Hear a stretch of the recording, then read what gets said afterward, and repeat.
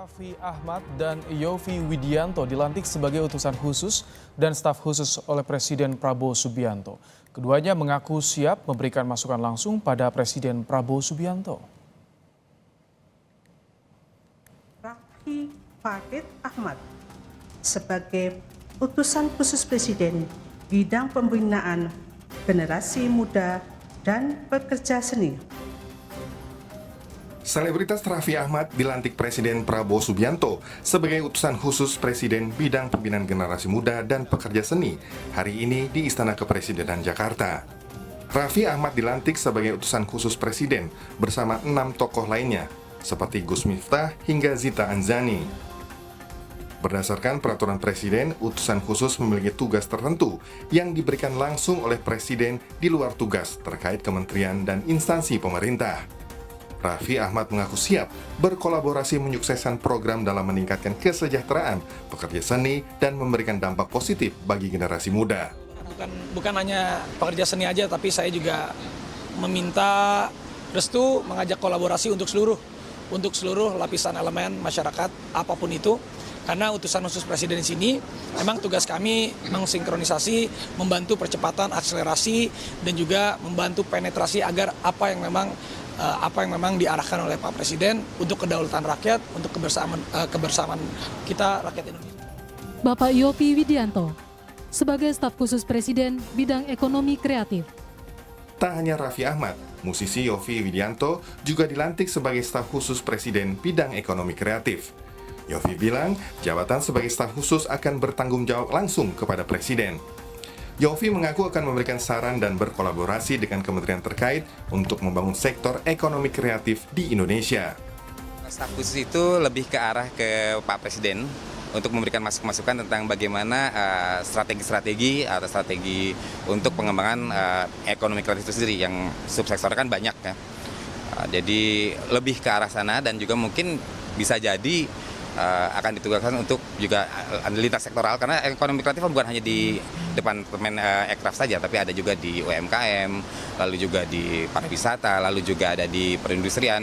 Ada unsur-unsur ekonomi kreatif itu mungkin kami dan tim akan memberikan masukan-masukan dan hal-hal apa yang kira-kira bisa mempercepat dan mengakselerasi apa yang diinginkan bersama.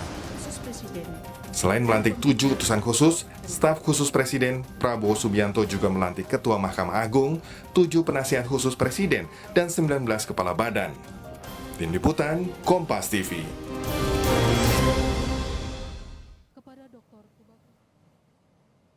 Saudara, Menteri Koperasi Budi Aristiadi membocorkan kegiatan para menteri dan wakil menteri di pemerintahan Prabowo Gibran di Magelang pekan depan. Acaranya 3 hari dan akan diisi dengan pembekalan. Budi bilang pembekalan di Magelang akan digelar minggu depan selama 3 hari, mulai hari Jumat hingga hari Minggu. Menurut Budi, materi yang akan dibawa seputar team building dan ia setuju Kabinet Merah Putih di bawah kepemimpinan Prabowo Gibran harus solid.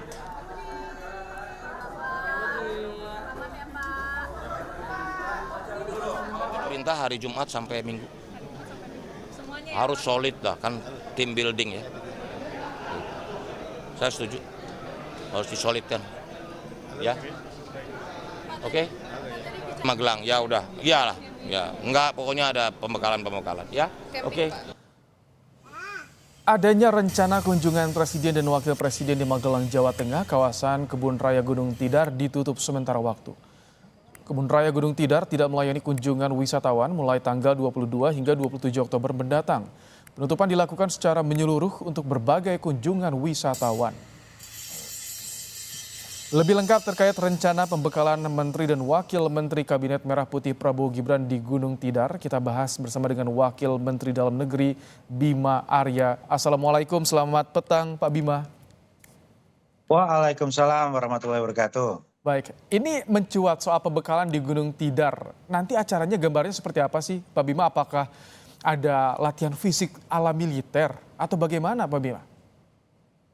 Kami belum diinfo secara detail rundown-nya seperti apa, tapi ketika di Hambalang tadi sudah disampaikan secara umum gitu ya, akan seperti apa. Dan dari instruksi-instruksi yang disampaikan kepada anggota kabinet, ya kelihatannya memang nuansanya adalah nuansa team building kuat di situ. Dan saya kira memang harus persiapan fisik karena kita sudah dikirimi setelan untuk pakaian lapangan. Jadi ada pakaian loreng, ada kaos, ada baju, seragam yang menyerupai seragam militer untuk kegiatan-kegiatan di sana. Dan berdasarkan info memang menginapnya itu juga di tenda gitu ya. Jadi ini sesuatu yang sangat-sangat berbeda dan rasanya kami antusias untuk mengikuti itu. Kalau di Hambalang itu kan lebih kepada penyamaan frekuensi, memahami visi dari Bapak Presiden, menyamakan frekuensi tentang perspektif kita. Tatarannya adalah tataran pemikiran, intelektual atau gagasan. Nah, kalau di Magelang nanti, kalau kami memprediksi pasti lebih kepada chemistry-nya. Karena kita kan akan lebih sering nanti berkoordinasi. Pak Presiden menyampaikan bahwa teamwork itu penting. Nah, di Magelang kira-kira nuansanya akan ke sana. Oke, ini kan belum pernah dilakukan sebelumnya ya Pak Bima, di era menteri sebelumnya. Ada persiapan khusus nggak? Atau fisik dari para menteri, para wakil menteri untuk sebelum ke Magelang nanti obrolannya bagaimana ini persiapan mereka di sana? Ya, rata-rata teman-teman yang sudah terbiasa dengan pola-pola pelatihan, pembekalan militer itu kemarin itu berbagi. Kan ada beberapa mantan jenderal di kabinet gitu ya. Nah, ini kemarin sama-sama berbagi bagaimana kira-kira polanya seperti apa.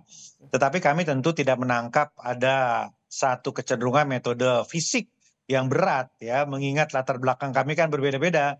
Ada yang terbiasa dengan pelatihan fisik, ada yang belum, ada yang latar belakang militer, ada yang seniman, ada yang sudah lebih senior. Ya, saya kira kami tidak menangkap bahwa akan berat sekali begitu ya, seperti ujian militer. Ya, tentu tidak ya. Lebih kepada nuansa outbound, lebih kepada membangun chemistry saja gitu.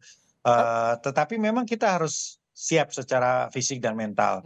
Ya, saya sendiri menjaga, memastikan nggak kurang tidur supaya di sana tetap fit ya, jangan sampai kita kecapean sekarang nanti di sananya Padahal kondisi padat fisik loh, lagi drop. dari kemarin para menteri wakil menteri ini padat ya kegiatannya, maraton terus menerus ya. Padat ya kan, setelah pembekalan, pelantikan ya kemudian pasti mengikuti acara di instansi masing-masing. Ya, kami sendiri di Kemendagri ini setengah hari tadi arahan dari Bapak Menteri Dalam Negeri dan kemudian langsung bekerja sesuai dengan arahan tadi begitu ya. Nah, artinya memang harus bagi-bagi waktu antara proses transisi di kementerian masing-masing dengan menyiapkan fisik dan mental menuju Magelang. Ini kan udah serah terima jabatan, sudah mulai kerja. Ketika ada Magelang retreat di Bukit Tidar ini, tidak akan mengganggu kinerja kementerian, Pak Bima? Atau seperti apa nanti delegasi penugasannya ketika ada urgensi ini yang dibutuhkan di Jakarta? Ya, di awal ini memang belum terlalu banyak begitu ya jadwal-jadwalnya. Tadinya memang ada beberapa jadwal disposisi perintah dari Pak Menteri untuk menggantikan. Tetapi karena ini tentu lebih wajib untuk diikuti, maka itu kami disposisikan kembali ke dirjen-dirjen terkait yang nyambung begitu ya. Jadi saya kira menyesuaikan saja. Jadi sampai akhir minggu nanti semua paham bahwa anggota kabinet akan betul-betul memprioritaskan kegiatan di Magelang. Dan itu jaminan ya tidak akan terganggu jalannya pemerintahan, pelayanan publik tidak akan terganggu ya Pak Bima dengan adanya kegiatan ini tentu. Ya kan kita bicara skala prioritas. Hari ini yang paling penting adalah membangun chemistry, membangun team building. Kalau di awal sudah enak chemistry-nya, sudah lebih mengenal, sudah cair, maka komunikasi akan mudah gitu ya. Jadi kan bukan dibalik untuk mengejar hal-hal yang sifatnya rutin, kemudian juga seremoni, membangun chemistry, team building ini kemudian di nomor dua kan. Ya enggak lah, kita prioritaskan yang wajib dulu, membangun fondasi ini saya kira penting. Jadi sangat tepat ya, 1 minggu ini kita fokus untuk konsolidasi tim dulu. Ini kalau di Hambalang kan ada pembekalan materi-materi juga Pak Bima. Kalau nanti di Magelang ada juga soal materi-materi arahan bagaimana kebijakan ke depan atau hanya tadi team building, kekompakan, soliditas? Kami belum tahu ya. Tetapi dari instruksi yang harus disiapkan seperti pakaian gitu ya. Ya ini kelihatannya kondisinya agak berbeda dengan Hambalang. Tapi untuk detailnya, pembicaranya siapa saja, materi apa, kami belum bisa menyampaikan karena belum mendapatkan informasi lebih lanjut. Kalau saya lihat kan Pak Bima ini rajin sekali lari nih. Suka ikut event maraton. Dengan adanya persiapan ke Magelang, makin rutin, makin gencar olahraga larinya, atau bagaimana nih? Yang penting jaga cukup tidur aja. Ya, kalau cukup tidur maka aktivitas akan lebih ringan gitu ya. Kalau lari sih sama aja, setiap hari pagi masih lari gitu. Dan teman-teman yang lain saya kira begitu juga, nggak ada persiapan khusus, nggak lantas tiba-tiba lari. Yang penting menjaga cukup waktu untuk istirahat dan makan ya, supaya kondisinya fit nanti. Kalau pandangan dari seorang Bima Arya dengan adanya acara ini Magelang Retreat untuk soliditas, penting tidak Pak Bima? Target kita itu luar biasa dan tidak biasa. Ya, target kita sudah jelas disampaikan oleh Bapak Presiden, menuju Indonesia Emas itu satu perjuangan yang tidak mudah.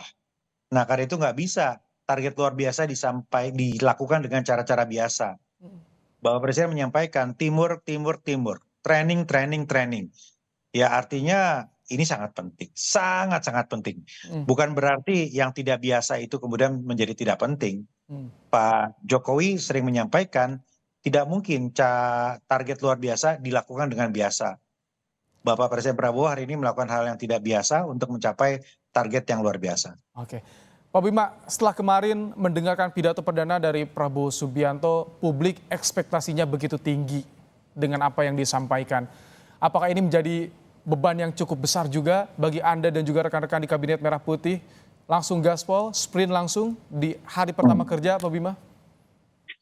Pidato Bapak Presiden itu menjadi pemandu bagi kami untuk dibumikan dan dijalankan di setiap kementerian. Dan itu landasannya lengkap saya kira secara filosofis, ideologis, dan juga bisa dijabarkan dengan teknis. Nah hari ini kami di kementerian menjabarkan itu secara teknis melalui arahan dari Bapak Menteri Dalam Negeri, Pak Tito Karnavian gitu. Dan saya kira kita menangkap betul ya bagaimana Bapak Presiden menginginkan kita semua bekerja keras untuk memastikan birokrasi di kementerian itu birokrasi yang bersih dan melayani. Dan ada satu kalimat yang saya kira powerful yang disampaikan oleh Bapak Presiden, bekerja hanya untuk rakyat, hanya untuk kepentingan rakyat, bukan untuk kepentingan diri kita sendiri. Jadi landasan filosofisnya itu sudah sangat kuat dan saya kira itu menjadi pegangan bagi kita semua. Baik. Ucapkan selamat bertugas Bima Arya, Wakil Mendagri. Terima kasih telah bergabung dalam program Kompas Petang sore hari ini. Terima kasih.